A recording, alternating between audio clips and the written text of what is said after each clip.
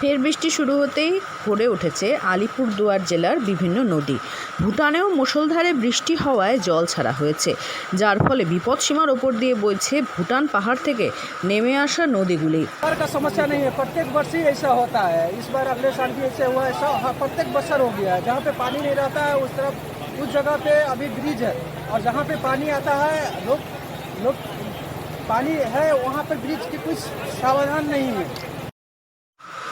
বাসরা নদীর ভাঙনে ক্ষতিগ্রস্ত সেন্ট্রাল ডুয়ার্স চা বাগান। তবে এলাকায় অতি ভারী বৃষ্টি শুরু হতেই সিঙ্গিঝোড়ার জলস্তরও বৃদ্ধি পেয়েছে।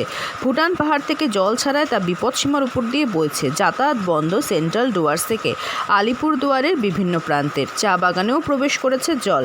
ভুটান পাহাড়ে টানা বৃষ্টির ফলে জল বৃদ্ধি পেয়েছে ভুটান পাহাড় থেকে নেমে আসা খরস্রোতা নদীর। সেন্ট্রাল ডুয়ার্স চা বাগানটি ভুটান পাহাড়ের পাদদেশে অবস্থিত, যার ফলে শুধুমাত্র নদী নয়, ঝোড়াগুলির জলস্তর বেড়েছে। ইতিমধ্যে নদীর গ্রাসে সেন্ট্রাল ডুয়ার্স চা বাগানের ৮০ হেক্টর জমির চা গাছ নদীর গর্ভে চলে গিয়েছে। আতঙ্কিত চা বাগানের বাসিন্দারা। এদিকে নিত্যদিনের কাজ চালিয়ে যেতে প্রাণের ঝুঁকি নিয়ে যাতায়াত করছেন বাসিন্দারা। এছাড়া সিঙ্গিঝোড়া নদীতে সেন্ট্রাল ডুয়ার্স চা বাগানের যে পানীয় জলের প্রকল্প রয়েছে, সিঙ্গিঝোড়ার জলবৃদ্ধি পাওয়ায় সেই পানীয় জলের মেশিন বিকল হয়ে যাওয়ায় তীব্র পানীয় জলের সংকট শুরু হয়েছে সেন্ট্রাল ডুয়ার্স চা বাগান জুড়ে।